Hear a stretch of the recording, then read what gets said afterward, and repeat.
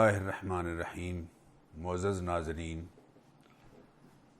بیان القرآن پروگرام کے ساتھ آج پھر آپ کی خدمت میں حاضر ہیں، اور آج انشاءاللہ قرآن کریم کے 8ویں پارے کے مضامین کا جائزہ لیں گے اور اختصار کے ساتھ ان کا تذکرہ کریں گے۔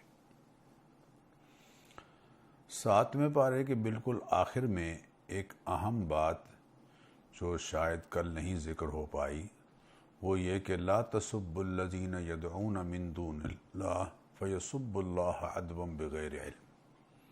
اہل ایمان کو یہ سبق دیا جا رہا ہے کہ جو غیر مسلم ہیں، ان کے جو الہ ہیں یا جو معبود ہیں، ان کے بارے میں بد زبانی نہیں کرنی ہے، بد زبانی کے ساتھ ان کا تذکرہ نہیں کرنا ہے، اس لیے کہ کہیں ایسا نہ ہو کہ لا علمی میں وہ ظالم اللہ کے بارے میں بد زبانی شروع کر دیں۔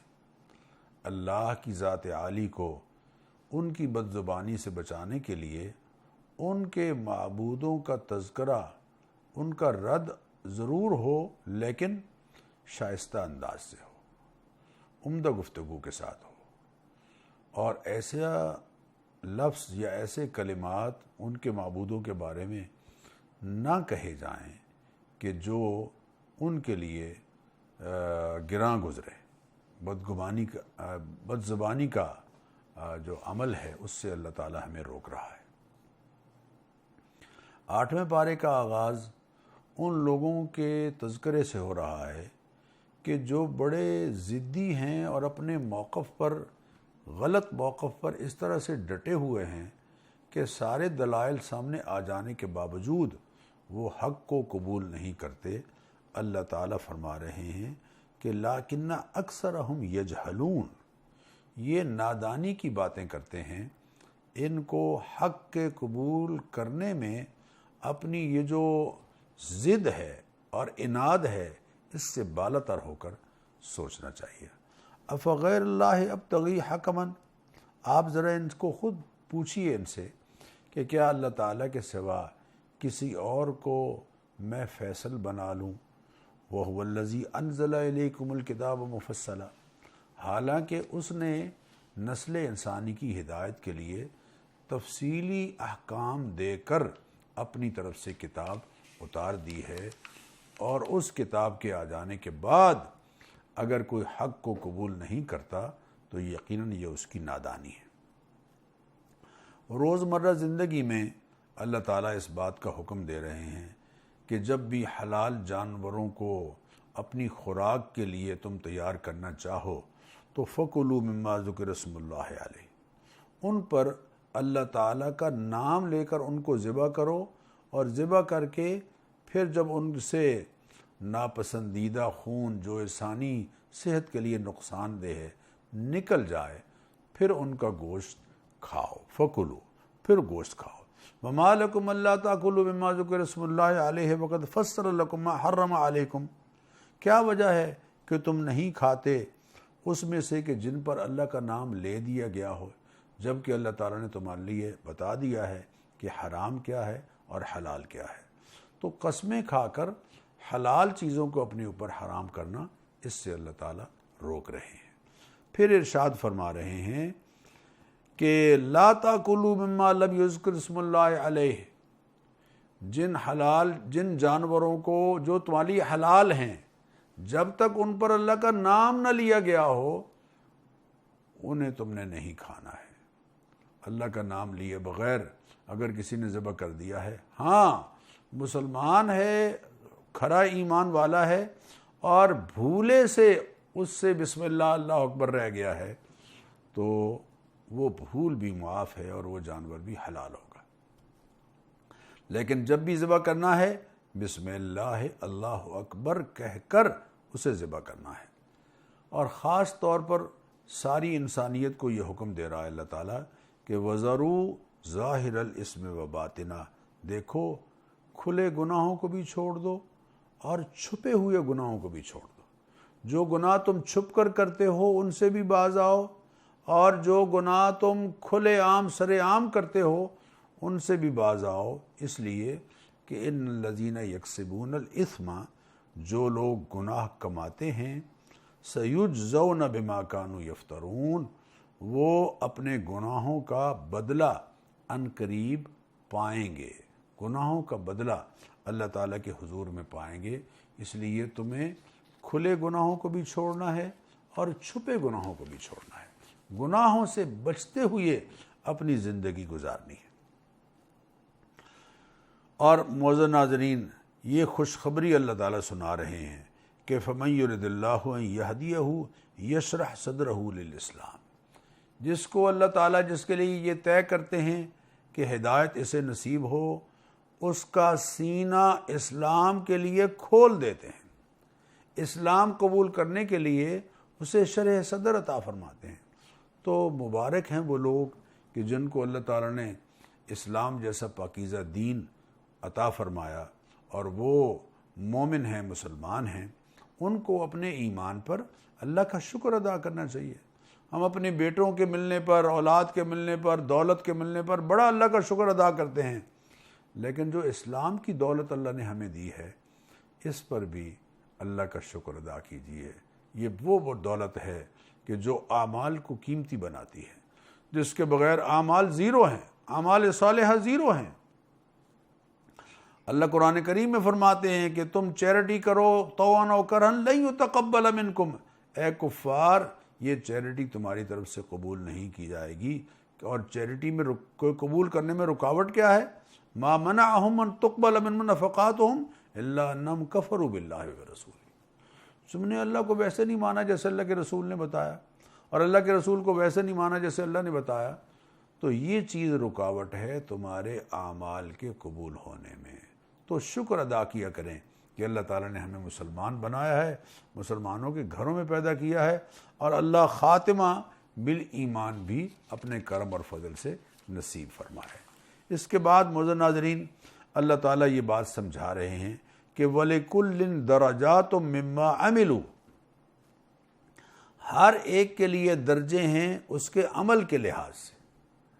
یہ درجات جو اللہ تعالیٰ کے ہاں ملتے ہیں یہ صرف نسب کی وجہ سے نہیں کہ میں شاہ جی دا پتر ہاں تو بس میں بخشیا بخشایا، نہیں، وَلِكُلٍ دَرَجَاتٌ مِّمَّا عَمِلُوا، ہر شخص کے لیے درجے ہیں اس کے عمل کے لحاظ سے۔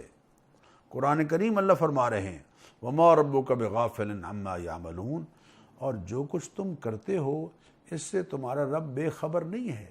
جو یہ عمل کر رہے ہیں اللہ تعالیٰ کی نگاہ میں ہے، اللہ کے علم میں ہے۔ اس کے بعد پھر ایک بڑی اہم بات اللہ تعالیٰ سمجھا رہے ہیں کہ نظر جو ہے وہ اللہ کے سوا کسی اور کے لیے نہیں ماننی چاہیے۔ نظر لغیر اللہ، اللہ کے سوا غیر اللہ کی نظر ماننا حرام ہے۔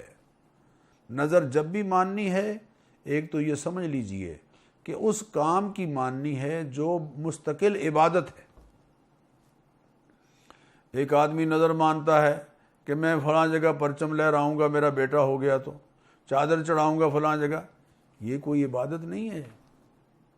نظر اس عمل کی ماننی ہے جو عبادت ہے مستقل۔ جیسے اگر میرا بیٹا امتحان میں کامیاب ہو گیا تو میں 4 نفل شکرانے کے پڑھوں گا، یا میں ایک دیگ اللہ کی راہ میں خیرات کروں گا، یا میں 1000 روپیہ فقراء میں اور غریبوں میں بانٹ دوں گا۔ یہ تو اچھا عمل ہے، اور یہ اللہ کے سوا کسی اور کی نظر ماننا اللہ تعالیٰ نے قرآن کریم میں یہاں وَجَعَلُوا لِلَّهِ مِمَّا ذَرَأَ مِنَ الْحَرْثِ وَالنَّعَمِ نَصِيبٌ فَقَالُوا هَذَا لِلَّهِ بِزَعْمِهِمْ وَهَذَا لِشُرَكَائِنَا، وہ کہتے ہیں کہ یہ اللہ کے ہے اور یہ ہمارے شریکوں کا ہے۔ تو شریکوں کے لیے جو اللہ کے ساتھ شریک ہیں ان کو نظر میں شریک نہیں کرنا ہے، نظر صرف اللہ تعالیٰ کے لیے ماننی ہے۔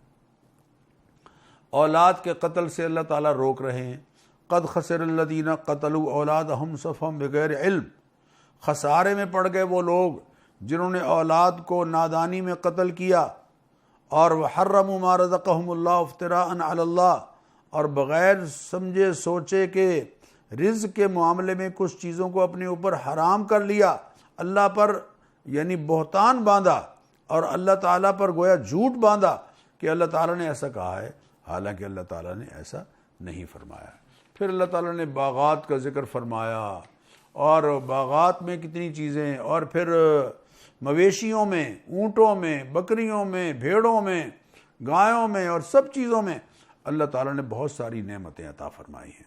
پھر کچھ حرام چیزوں کا اللہ تعالیٰ ذکر فرما رہے ہیں کہ دیکھو مردار تم پر حرام ہے جو ذبح کیے بغیر مر گیا، اور دم مسفوحن جو بہتا ہوا خون جو جانور ذبح کرتے ہیں نکلتا ہے وہ حرام ہے، اور لحم خنزیر، خنزیر کا گوشت فإنہ رجس، یہ گند ہے، ناپاک ہے، اور فسقا احل لغیر اللہ بھی، یا اللہ تعالیٰ کی حکم عدولی کرتے ہوئے کسی جانور پر اللہ کے سوا کسی اور کا نام پکارا گیا ہے، اللہ کے سوا کسی اور کا نام پکارا گیا یا اس کو کسی اور کی طرف منسوب کر دیا گیا، اس کی قربت حاصل کرنے کے لیے اللہ تعالیٰ اس سے روک رہے ہیں۔ پھر اللہ تعالیٰ فرما رہے ہیں میرے بندوں کو ایک خوشخبری سنا دیجیے، اور وہ کیا ہے؟ ربکم ذو رحمت واسعہ، اے حبیب آپ ان کو بتا دیجئے کہ تمہارا رب اس کا دامن رحمت بہت وسیع ہے، اس کا دامن رحمت بہت وسیع ہے، تمہارے گناہ جتنے بھی ہوں گے اس کی رحمت کے سامنے ان کی کوئی حیثیت نہیں۔ پھر معزز ناظرین، آج ہم وہ آیات پڑھیں گے خاص طور پر جو تمام آسمانی کتابوں میں مشترکہ رہیں، جن کو 10 کمانڈز کہتے ہیں۔ وہ کیا ہیں؟ قل تعالو، یہ سورہ انعام کی آیت نمبر 151 اور 152، 151 اور 152 اور 153، یہ بہت اہم آیات ہیں۔ قل، اے حبیب آپ اعلان کر دیجئے، تعالو، آؤ، اتل ما حرم ربکم علیکم، میں تمہیں بتاؤں کہ اللہ تعالیٰ نے تم پر کیا حرام کیا ہے۔ حرام کیا کیا ہے؟ اللہ تشرکوا بہ شیئا، کہ اللہ کے ساتھ کسی کو شریک نہیں بنانا ہے، اس کی ذات میں، اس کی صفات میں، اس کی قدرت میں، اس کے علم میں، اس کے اختیار میں کوئی اس کا سانجی نہیں۔ اور وبالوالدین احسانا، والدین کے ساتھ اچھا سلوک کرنا ہے، اور لا تقتلوا اولادکم من املاق، بھوک کے ڈر سے اولاد کو قتل نہیں کرنا ہے، نحن نرزقکم وإیاہم، ان کو بھی رزق ہم دیتے ہیں، تمہیں بھی رزق ہم دیتے ہیں۔ قتل اولاد سے اپنے آپ کو بچانا ہے، اولاد کی تربیت کی فکر کرتے ہوئے اور ان کو بہتر سلیقہ اور بہتر تعلیم دینے کی فکر کرتے ہوئے ان کو اللہ کی نعمت سمجھو۔ لا تقربوا الفواحش ما ظہر منها وما بطن، بے شرمی کی باتیں کھلی ہوں یا چھپی ہوں ان کے قریب بھی نہیں جانا ہے، اور لا تقتلوا النفس التي حرم اللہ الا بالحق، ناحق کسی جان کو قتل نہیں کرنا ہے، وہ تمہارے لیے محترم ہے۔ ذالکم وصاکم بہ، یہ وہ باتیں ہیں جن کا اللہ تمہیں حکم دے رہا ہے۔ پھر آگے فرمایا لا تقربوا مال الیتیم الا بالتی ہی احسن، جب تک یتیم سیانہ نہیں ہو جاتا، جب تک وہ سن رشد کو نہیں پہنچ جاتا، خبردار یتیم کے مال کے قریب بھی نہیں جانا ہے۔ لا تقربوا الیتیم، مگر ایسے طریقے سے جو احسن طریقہ ہے، یعنی اس پر تم صرف کر رہے ہو، اس کی تربیت کر رہے ہو اور اس کو ایجوکیشن دلا رہے ہو، اس پر خرچ ہونا چاہیے۔ لا تقربوا مال الیتیم، یتیم کے مال کے قریب بھی نہیں جانا ہے۔ اور پھر فرمایا اوفوا الکیل والمیزان بالقسط، ناپ تول صحیح پورا رکھو۔ وَإِذَا قُلْتُمْ فَاعْدِلُوا وَلَوْ كَانَ ذَا قُرْبَىٰ، اور جب بات کہو تو انصاف پر مبنی کہو، اگرچہ آگے سامنے تمہارا رشتہ دار ہی کیوں نہ ہو۔ وَبِعَهْدِ اللَّهِ أَوْفُوا، اور اللہ کے ساتھ کیا گیا وعدہ پورا کرو۔ أَنَّ هَذَا صِرَاطِي مُسْتَقِيمًا، یہ 10 باتیں ہیں، یہ ہے میرا سیدھا راستہ۔ اللہ کے حبیب صلی اللہ علیہ وسلم بتا رہے ہیں کہ یہ میرا سیدھا راستہ ہے، فَاتَّبِعُوهُ، اسی راستے پر چلو، وَلَا تَتَّبِعُوا السُّبُلَ، چھوٹی چھوٹی پگڈنڈیوں پر مت جاؤ، وہ تمہارے راستے نہیں ہیں۔ تمہاری نجات کا راستہ صرف وہ ہے جو سیدنا محمد الرسول اللہ صلی اللہ علیہ وسلم نے بتایا ہے۔ اور یہ 10 باتیں اگر ہم اپنی زندگی میں لے آئیں تو یقین کیجئے ہمارا معاشرہ پرسکون معاشرہ ہو جائے، ہمارا معاشرہ محبت سے کھلا ہوا معاشرہ ہو جائے۔ اس کے بعد پھر اس سورت کی جو آخری آیات ہیں چند، وہ بڑی اہم ہیں۔ ان میں پہلی بات کیا ہے؟ ان الذین فرقوا دینہم وکانوا شیعا، جن لوگوں نے ٹکڑے ٹکڑے کر ڈالا اپنے دین کو اور گروہوں میں اور فرقوں میں بٹ گئے، لست منہم فی شیء، اے پیارے آپ کا ان سے کوئی واسطہ نہیں۔ آپ آج ہر ایک فرقہ کہتا ہے ہم سرکار پر قربان ہونے والے ہیں، اور بندگان خدا، اللہ تو یہ فرما رہے ہیں کہ جس گروہ نے، جس امت نے خود کو گروہوں میں، فرقوں میں بانٹ لیا ہے، اے پیارے آپ کا ان سے کوئی واسطہ نہیں۔ تو خدا را اس اختلاف کو اختلاف کی حد تک رہنے دو، اور مخالفت میں اسے نہ لے آؤ، مخالفت کی سطح پر نہ لے آؤ۔ یہ اللہ تعالیٰ کا کرم ہے کہ امت مسلمہ اصول دین میں آج بھی متفق ہے۔ دین کے جو بنیادی احکام اور اصول ہیں امت مسلمہ میں الحمدللہ اس میں اتفاق ہے، اور اس میں کوئی اختلاف نہیں پایا جاتا۔ ہاں جو فروعی مسائل ہیں چھوٹے موٹے، ان میں الجھ گئی امت، اس طرح سے الجھ گئی ہے کہ ایک دوسرے کو کافر کہنا شروع کر دیا ہے۔ اس سے اپنے آپ کو بچانا ہے۔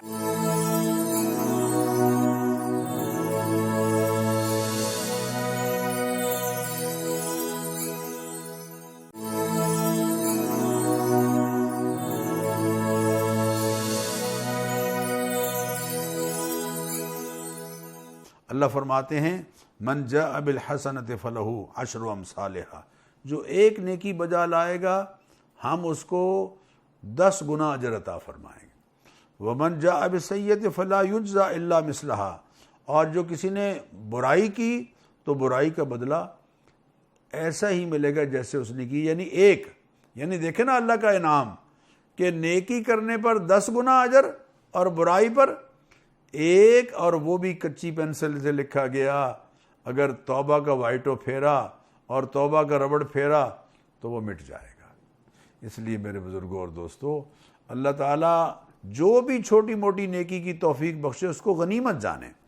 پھر بہت بڑی بات ارشاد فرمائی، قل، اے حبیب آپ اعلان کر دیجئے، اننی ہدانی ربی الی صراط مستقیم، میرے پروردگار نے مجھے سیدھی راہ پر ڈالا ہے، سیدھی راہ پر ڈالا ہے، دیناً قیماً، یہ بالکل ٹھیک دین ہے، ملت ابراہیم حنیفہ، جو ملت ابراہیمی پر مشتمل ہے، وہ ابراہیم جو یکسو ہو گئے تھے اللہ کے لیے، وما کان من المشرکین، اور وہ مشرک نہیں تھے، مشرک نہیں ہونا چاہیے۔ قل، اے حبیب آپ اعلان کر دیجئے، ان صلاتی، میری نماز، ونسکی، میری قربانی، ومحیای ومماتی، میرا جینا، میرا دنیا سے رخصت ہونا، للہ، سب کچھ اللہ کے لیے ہے، جو رب العالمین ہے، لا شریک لہ، جس کا کوئی شریک نہیں، وبذالک امرت، مجھے اسی کا حکم ملا ہے، وانا اول المسلمین، اور میں سب سے پہلا اللہ کے حکم کے سامنے سر نگوں ہونے والا ہوں، سر جھکانے والا ہوں، سر تسلیم خم کرنے والا ہوں۔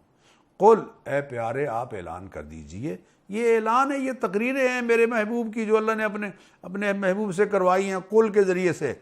اغیر اللہ ابغی ربن، کیا اللہ کے سوا کسی اور کو میں اپنا رب بنا لوں گا؟ رب تلاش کروں، کسی اللہ کے سوا کسی اور کو رب تلاش کروں؟ وہو رب کل شیء، حالانکہ ہر شے کا رب وہی ہے۔ لا تکسب کل نفس الا علیہا، جو آدمی بھی کوئی کام کرتا ہے اس کا ذمہ دار وہ خود ہے۔ لا تزر وازرۃ وزر اخری، کل قیامت کے دن کوئی کسی کا بوجھ نہیں اٹھائے گا۔ ثم الی ربکم مرجعکم، سب نے اپنے رب کے پاس اپنے رب کے پاس پلٹنا ہے۔ فینبئکم بما کنتم فیہ تختلفون، جو تمہارے درمیان اختلاف پائے جاتے تھے اللہ تعالیٰ تمہیں آگاہ کرے گا کیا کر کے آئے ہو۔ وَهُوَ الَّذِي جَعَلَكُمْ خَلَائِفَ الْأَرْضِ، اللہ تعالیٰ نے تمہیں زمین میں خلیفہ بنا دیا ہے۔ وَرَفَعَ بَعْضَكُمْ فَوْقَ بَعْضٍ دَرَجَاتٍ، اور بعض کو بعض پر جو درجے ملے ہیں یہ کیوں ملے ہیں؟ لِيَبْلُوَكُمْ فِي مَا آتَاكُمْ، تاکہ اللہ تعالیٰ ان نعمتوں کے بارے میں تمہیں آزمائے جو اس نے تمہیں عطا کی ہیں، کہ تم ان نعمتوں پر سانپ بن کر بیٹھ جاتے ہو یا ان نعمتوں کو ان میں تقسیم کرتے ہو جو ان نعمتوں سے محروم ہیں۔ معزز ناظرین، سورہ انعام کے مضامین کی یہاں تکمیل ہوئی، مکمل ہوئے۔ اب انشاءاللہ ہم سورہ اعراف، یہ بھی مکی صورت ہے اور اس کی 206 آیات ہیں اور اس کے 24 رکوع ہیں، اس کے مضامین کا اب ہم آغاز کر رہے ہیں۔ معزز ناظرین، اب ہم سورہ اعراف کے مضامین کا ذکر کر رہے ہیں۔ سورہ اعراف میں چونکہ اعراف کا تذکرہ ہے جو جنت اور جہنم کے درمیان ایک مقام ہے، اس لیے اس پوری سورت کا نام سورہ اعراف رکھ دیا گیا ہے۔ قرآن کریم کے نزول سے آغاز ہو رہا ہے۔ کتاب انزل الیک فلا یکن فی صدرک حرج منہ لتنذر بہ وذکری للمؤمنین۔ اے حبیب، یہ کتاب آپ کی طرف سے اتاری گئی ہے، آپ کے دل میں کسی طرح کی کوئی تنگی اس وجہ سے پیدا نہیں ہونی چاہیے۔ آپ پر ہم وہ بوجھ ڈالیں گے جو یقیناً آپ کے لیے قابل برداشت ہوگا، اور آپ یہ بھی بتا دیجئے کہ لتنذر بہ وذکری للمؤمنین، آپ اس کے ذریعے سے منکرین کو خبردار کریں گے اور ایمان والوں کے لیے یہ کتاب نصیحت کا سامان ہے۔ اور یہاں اسی صورت میں، اسی رکوع میں ایک بڑی زوردار بات اللہ نے ارشاد فرمایا فَلَنَسْأَلَنَّ الَّذِينَ أُرْسِلَ إِلَيْهِمْ، قیامت کے دن ہم ان سے بھی پوچھیں گے جن کی طرف پیغمبر بھیجے گئے تھے، وَلَنَسْأَلَنَّ الْمُرْسَلِينَ، اور پیغمبروں سے بھی ہم پوچھیں گے،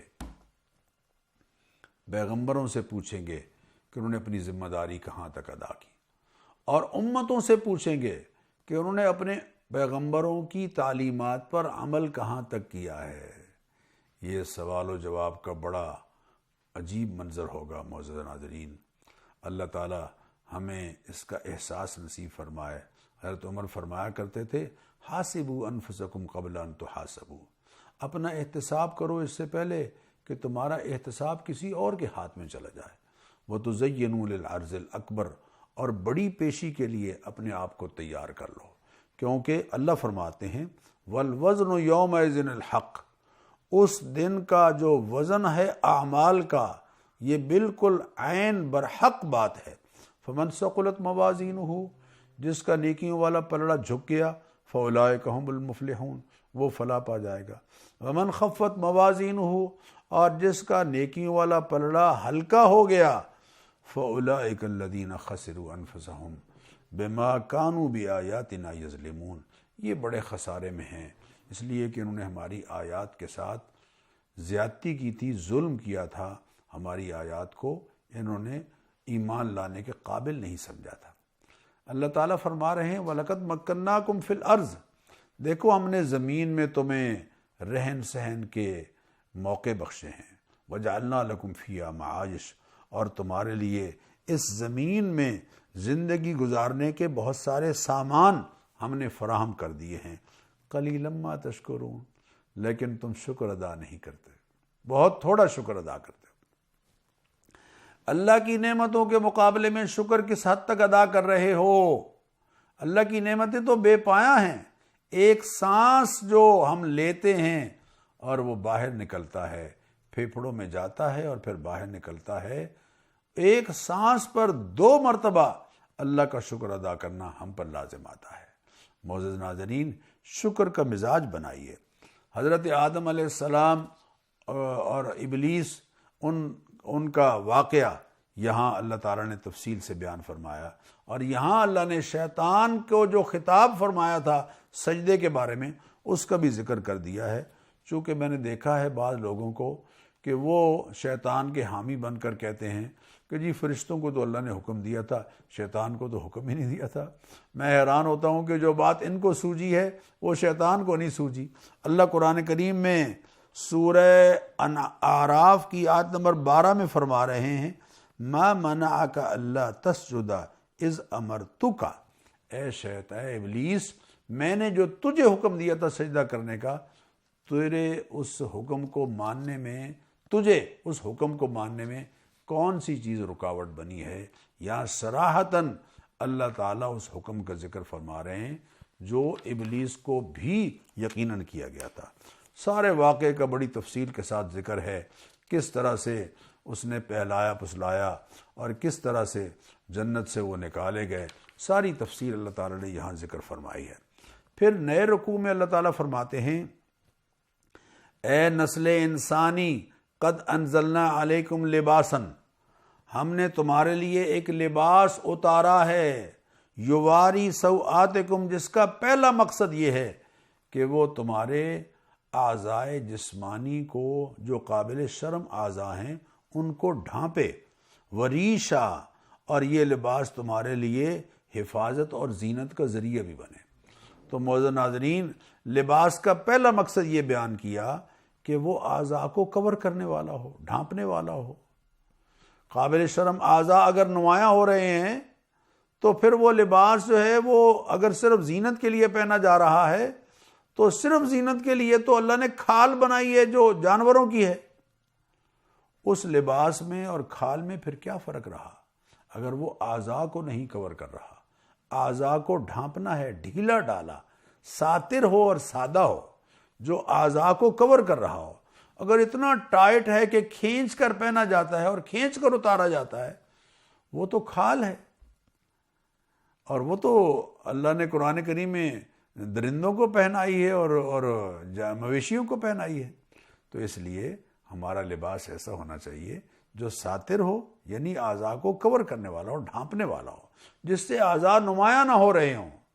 جسم کو حضور نے فرمایا بہت ساری ایسی خواتین جو لباس پہنے ہوئے ہوں گے لیکن عاریات ننگی ہوں گی، حقیقتاً وہ کل قیامت کے دن جنت کی خوشبو بھی نہیں پائیں گی، جبکہ اس کی خوشبو بہت دور سے آ رہی ہوگی۔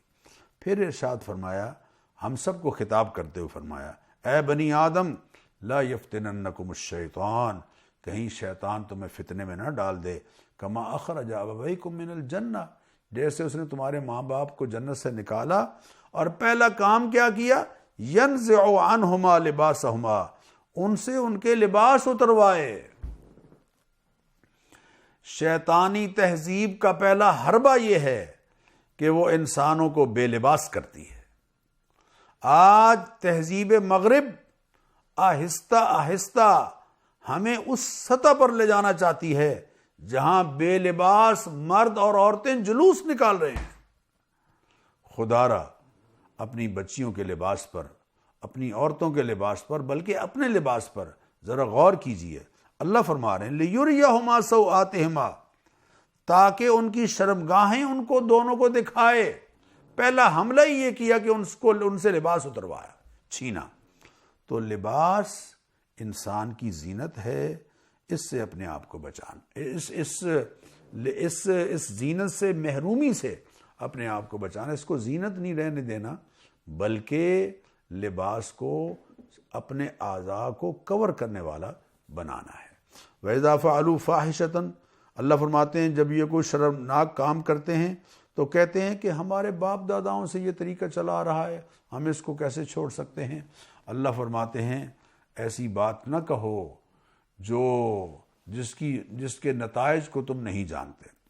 پھر اللہ فرماتے ہیں امر ربی بالقسط، اے حبیب آپ ان سے کہہ دیجئے میرا رب تو انصاف کا حکم دیتا ہے، سیدھی راہ پر چلنے کا حکم دیتا ہے۔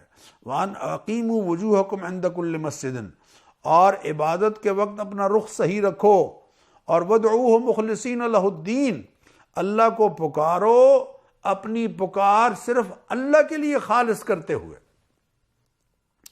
پکار مدد کے لیے صرف اللہ کے لیے خالص کرنی ہے۔ اور یا بنی آدم، اے بنی آدم، خذوا زینتکم عند کل مسجد، جب مسجد میں جاؤ، جب عبادت کے لیے جاؤ تو سج دھج کر آراستہ ہو کے باوقار لباس کے لیے جاؤ۔ ہر عبادت کے موقع پر اپنا لباس تمہارا باوقار ہونا چاہیے، باوقار لباس ہونا چاہیے۔ اور لا کلوا واشربوا ولا تسرفوا، کھاؤ پیو لیکن اسراف نہیں کرنا ہے، اسراف نہیں کرنا ہے۔ کس نے زینت وہ حرام کی ہے، وہ زینت جو اللہ نے اپنے بندوں کے لیے نکالی ہے، پاکیزہ رزق، ان سے فائدہ اٹھاؤ لیکن کھانے پینے میں اسراف نہیں کرنا ہے۔ ہاں جو بات ہم نے حرام کی ہے وہ میں تمہیں بتا دوں، انما حرم ربی الفواحش، میرے رب نے بے شرمی کے سارے کام تم پر حرام کیے ہیں، ما ظہر منہا و ما بطن، وہ کھلے ہوئے ہوں یا چھپ کر کیے جائیں، والاثم، ہر گناہ، والبغی، اور سرکشی اور حق کے خلاف کوئی کام، وان تشرکوا باللہ، اور اللہ تعالیٰ کے ساتھ شریک بنانا، وان تقولوا علی اللہ ما لا تعلمون، اللہ کے بارے میں ایسی باتیں کرنا کہ جن کے نتائج کو تم نہیں جانتے کہ اللہ نے فرمائی ہیں یا نہیں فرمائی۔ ایسی بات آج کل ہم میسج کر دیتے ہیں، فوراً فارورڈ کر دیتے ہیں، حالانکہ ہم غور نہیں کرتے کہ یہ واقعتاً اللہ کا فرمان ہے یا واقعتاً اللہ کے رسول کا فرمان ہے یا نہیں ہے، اس بات کا لحاظ نہیں کرتے۔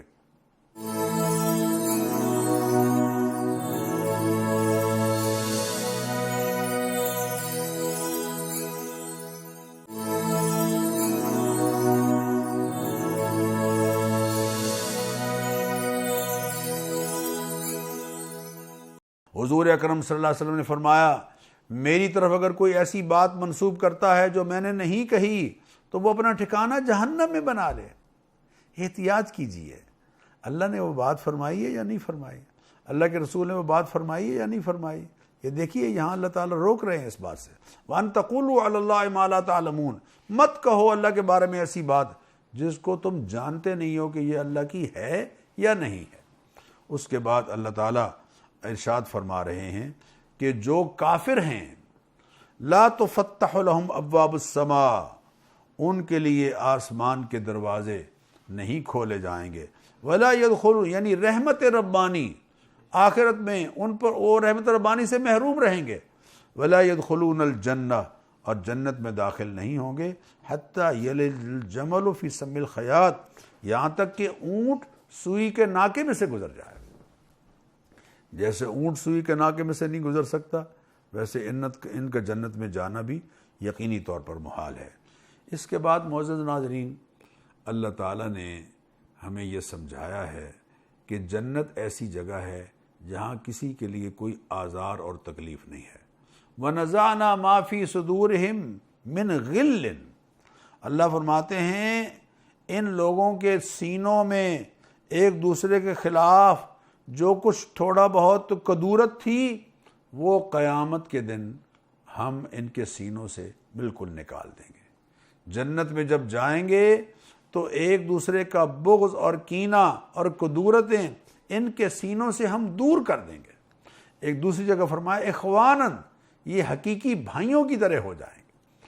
وَنَزَعْنَا مَا فِي صُدُورِهِمْ مِنْ غِلٍّ، ہم ان کے سینوں سے، جنتیوں کے سینوں سے تمام کدورتیں، کینے، بغض، اناد سب نکال دیں گے، اور یہ کہیں گے الحمدللہ، اللہ کا شکر ہے جس نے ہمیں ہدایت بخشی ہے، اگر وہ ہدایت نہ دیتا تو ہم یقینی بات ہے ہدایت نہ پاتے۔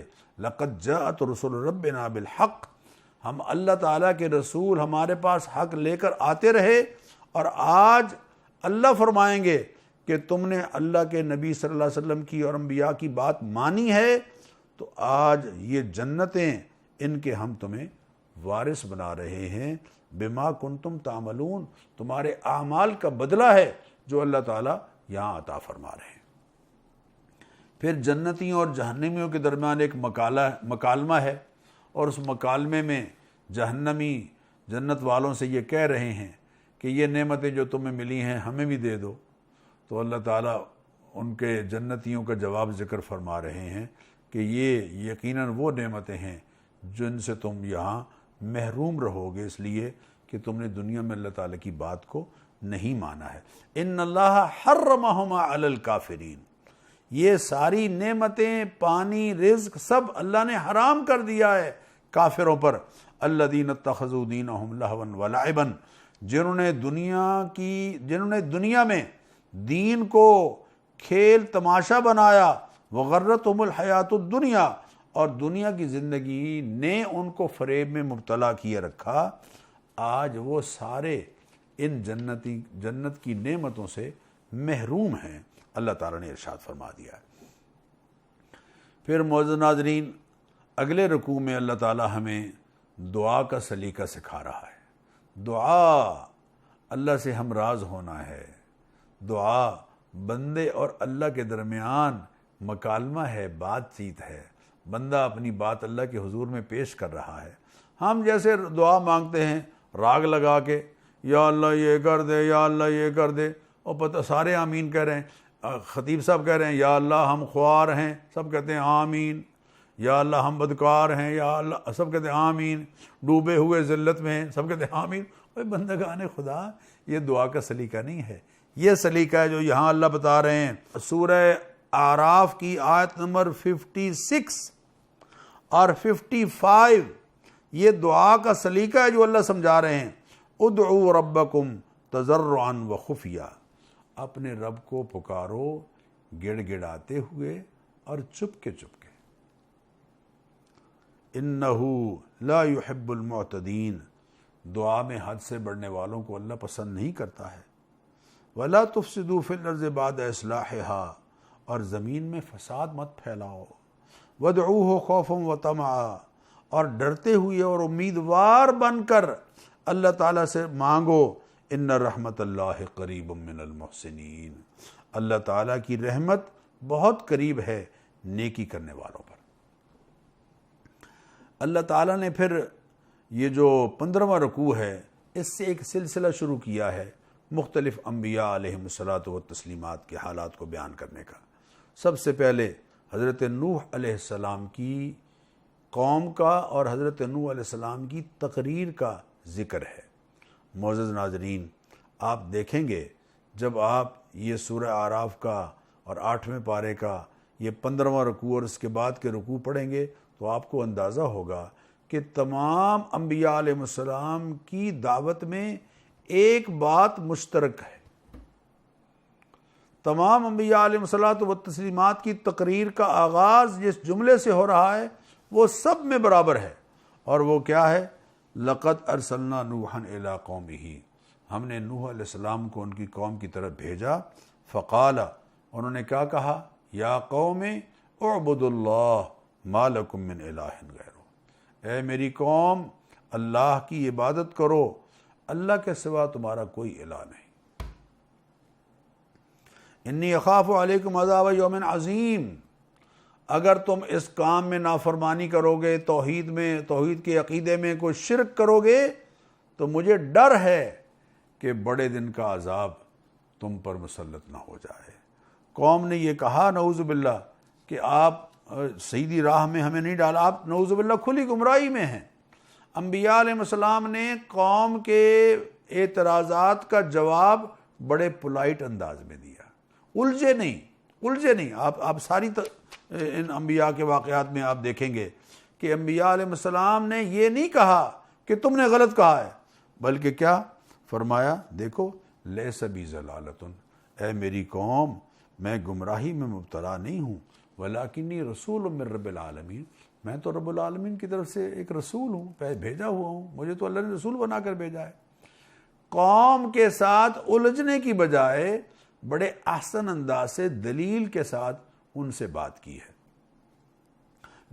میرا تو مقصد یہ ہے کہ میں اپنے رب کے پیغامات تم تک پہنچاؤں، اور دیکھو میں تمہارا خیر خواہ ہوں، وَأَنصَحُ لَكُمْ، میں تمہارا خیر خواہ ہوں، وَأَعْلَمُ مِنَ اللَّهِ مَا لَا تَعْلَمُونَ، اور جو وحی کی تعلیمات میں جانتا ہوں تم نہیں جانتے، اس لیے کہ میرا رہنما وحی کے حوالے سے اللہ تعالیٰ ہے۔ اس کے بعد حضرت ہود علیہ السلام کا واقعہ ہے، وہ بالکل وہی تقریر، وَإِلَىٰ عَادٍ أَخَاهُمْ هُودًا، حضرت ہود علیہ السلام نے اپنی قوم عاد سے فرمایا، یا قوم اعبدوا اللہ، اے میری قوم اللہ کی عبادت کرو، ما لکم من الہ غیرہ، اس کے سوا تمہارا کوئی الہ نہیں۔ افلا تتقون، اور ڈرتے نہیں ہو؟ جس نے تمہیں پیدا کیا ہے اس کو چھوڑ کر اوروں کو معبود بنا رہے ہو۔